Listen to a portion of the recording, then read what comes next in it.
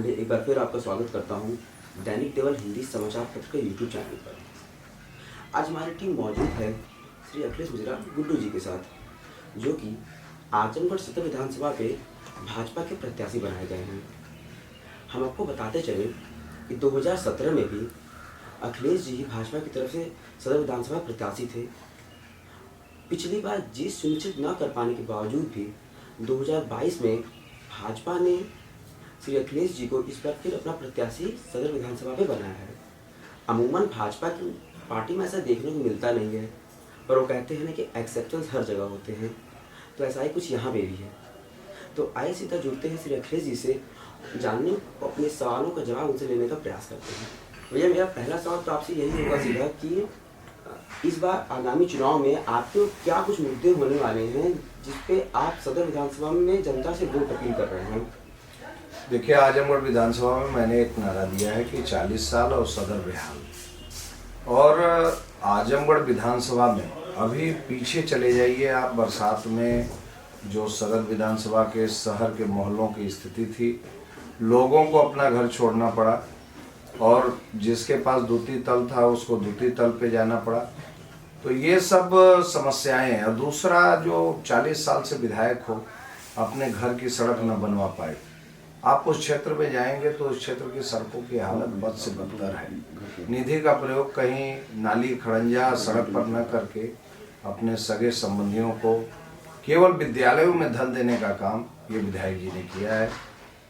ये सारे मुद्दे हैं मेरे। चलिए, मैं आपसे पूछना चाहूँगा कि जब 2017 में आपने चुनाव लड़ा था, अभी 5 साल बीत चुके हैं, भाजपा सरकार भी 5 साल प्रदेश में रही है और अब 2022 में फिर चुनाव लड़ रहे हैं, तो क्या आपको अंतर नजर आता है पिछली बार के चुनाव में और इस बार के चुनाव में? देखिए, केंद्र में हमारी सरकार तो 2014 में बन गई थी, लेकिन 2017 तक उत्तर प्रदेश में अखिलेश यादव जी के नेतृत्व में समाजवादी पार्टी की सरकार थी। जो भी जन कल्याणकारी योजनाएं थी उसको धरातल पे आने नहीं दिया उन्होंने। लेकिन 17 में उत्तर प्रदेश की जनता ने भारतीय जनता पार्टी को प्रचंड बहुमत देकर उत्तर प्रदेश में सरकार बनवा दिया। अब 5 साल में इतनी योजनाएं गरीबों के लिए चलाया मोदी जी, योगी जी ने मिलकर, डबल इंजन की सरकार ने, तो सीधा बदलाव दिख रहा है। गांव में जाने के बाद आदमी बिल्कुल तैयार है भारतीय जनता पार्टी को वोट करने के लिए। और जो हमारे गरीब तबके के लोग हैं, पिछड़े हैं, दलित हैं, वो सीधे कह रहे हैं कि योगी मोदी ने ही तो सब हमारे लिए किया, इसलिए हम योगी मोदी के साथ हैं। चलिए, जैसे आपने बात की कि भाजपा सरकार ने योजनाएं चलाई हैं गांव के किसानों के लिए और सबके लिए, तो मैं यही आजमगढ़ के गांव में जब अपनी मेरी टीम पहुंची थी तो वहाँ किसानों ने एक बड़ा मुद्दा उठाया था, खासकर भाजपा सरकार से मुद्दा उठाया था कि उनकी गन्नों का भुगतान नहीं हो रहा है। और दूसरा बड़ा मुद्दा उठाया था कि सांडों की समस्या, इससे वो काफ़ी प्रभावित, उनके फसल प्रभावित हो रही है, उनकी आमदनी प्रभावित हो रही है। तो इस पर आप क्या बोलना चाहेंगे? देखिए, गन्ना का भुगतान तो भारतीय जनता पार्टी की सरकार ने 15 दिन के अंदर करने का काम किया है। हो सकता है वो कोई समाजवादी पार्टी के कार्यकर्ता रहे हों और वो कह रहे हों। गन्ने के भुगतान का रिकॉर्ड भुगतान जो समाजवादी पार्टी छोड़कर गई थी पीछे बैकलॉग, उसको भी भारतीय जनता पार्टी की सरकार ने पूरा करने का काम किया है। और हमने घोषणा पत्र में दिया है कि 15 दिन में गन्ने का भुगतान करेंगे और करके दिखाया है। ऐसा हो सकता है कि कोई पार्टी विशेष का व्यक्ति आपसे मिला हो। दूसरा, जो ये सांड और भैंसे का मामला है, ये तो गौ हमारी माता है और हम दूध पीकर और गाय को छोड़ दे रहे हैं रोड पे। ये एक सुनियोजित साजिश है विपक्षियों की, समाजवादी पार्टी के लोगों की। और हम तो पूरा विधानसभा घूम डाले, ऐसा कोई व्यक्ति नहीं मिला जो सांड भैंसे वाली कोई बात करे। और एक आध जगह बातें आती हैं, तो ये तो सुनियोजित साजिश है चुनाव के समय समाजवादी पार्टी के लोगों की। हमने आश्रय स्थल बनवाए हैं, वहाँ पर गायों को रखने का काम, ये सब सारे काम हमारी उत्तर प्रदेश की योगी जी की सरकार और केंद्र की मोदी जी की सरकार कर रही है। अच्छा भाई, जैसे आपने बताया कि आश्रय स्थल बनवाए हैं, तो आपकी खासकर सदर विधानसभा की बात करूंगा कि वो स्थल कहाँ बने, आप थोड़ा जनता को हमारे चैनल के माध्यम से बता सकते हैं? देखिए, आपके बगल में किशुनपुर में बड़ा आश्रय स्थल बनाया गया है।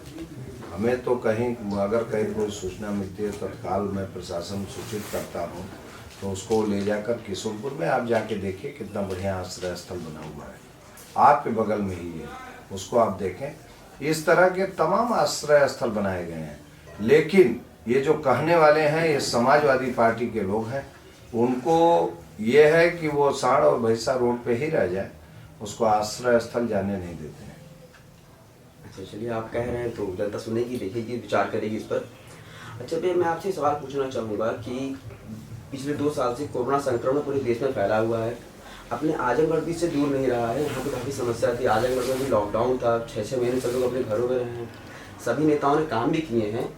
मैं आपसे पूछना चाहूँगा, क्या उस लॉकडाउन के दौरान या कोरोना पीरियड के दौरान आपको लगता है कि खासकर हमारे सदर विधानसभा और आजमगढ़, पूरे आजमगढ़ क्षेत्र में आजमगढ़ की सिचुएशन को और बेहतर तरीके से हैंडल किया जा सकता था? क्योंकि सदर की स्थिति भी बदहाल हो चुकी थी, एकदम बेहाल हो चुकी थी, और वहाँ के लोग अपने विधायक से गुहार भी लगा रहे थे, पर लोगों को कहना था कि मदद उस स्तर से नहीं मिल रही है। तो आपको लगता है कि सिचुएशन और बेहतर हैंडल हो सकती थी?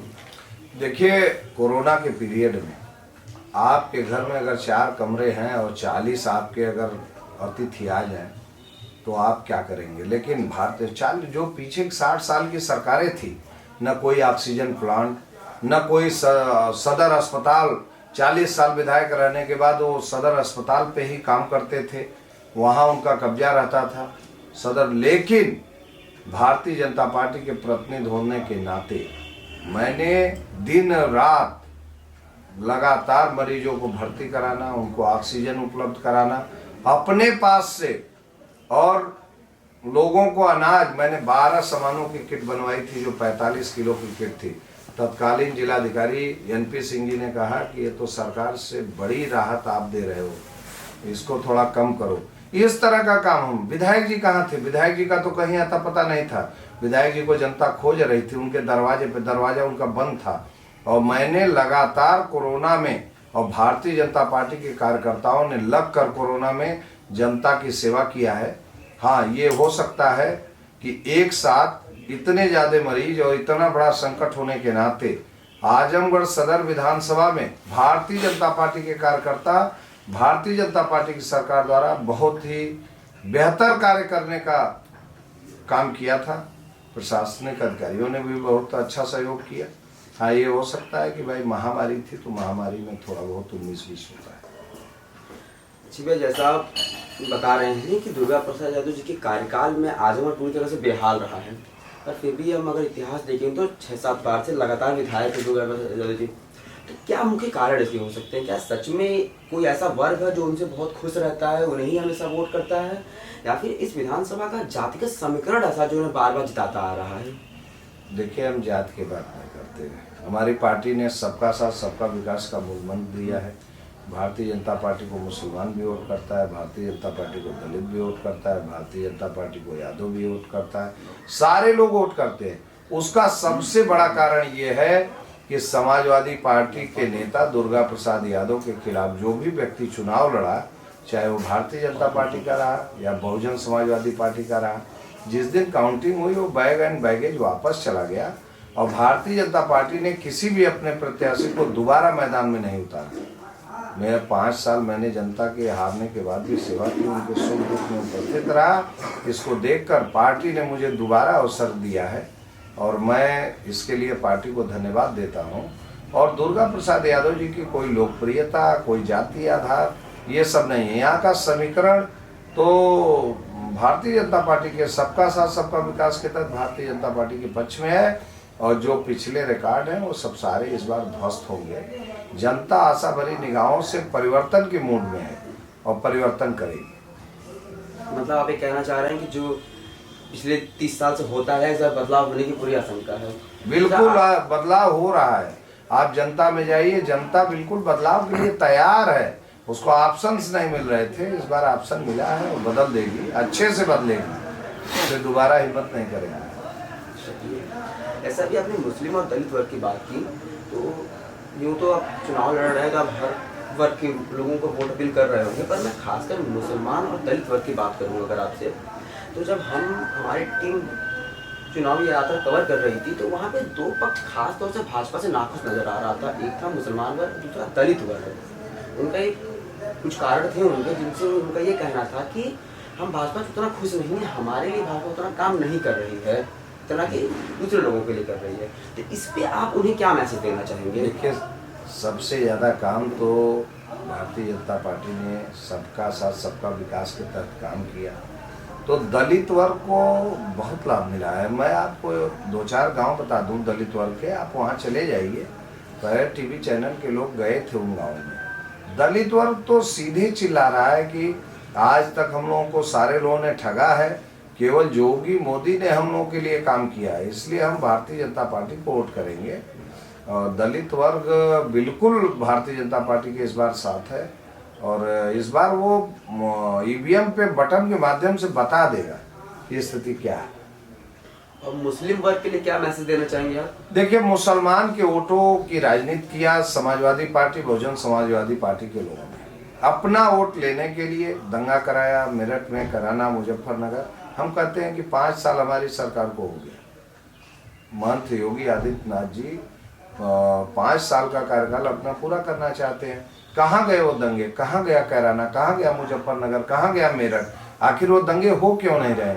मुसलमान इस बात को बहुत बारीकी से समझ गया है, और मुसलमान परिवार की जो महिलाएं हैं वो साइलेंट वोट कर रही हैं भारतीय जनता पार्टी को। और हम लोगों के पंपलेट पे जो नंबर है उनके माध्यम से, या हमको फ़ोन करके कि आप इस बार मुस्लिम बस्तियों में भी आइए और घर घर अपील करिए, और एक बड़ा संख्या वो भारतीय जनता पार्टी के प्रत्याशी के रूप में मुझे अपना समर्थन देगा, और वो 10 मार्च को आपको पता चल जाएगा। चलिए, बहुत ही शानदार जवाब दिया आपने हमारे सवालों के। इसी के साथ मैं अपने दर्शकों से कहूँगा कि अपने सवालों को परिणाम लगाता हूँ, और इस हिसाब से मैं कहूँगा कि बहुत बहुत धन्यवाद। अपना इतना बिजी शेड्यूल आपका चल रहा था, उसमें आपने हमें 5-10 मिनट का अपना समय दिया, इसके लिए बहुत बहुत धन्यवाद।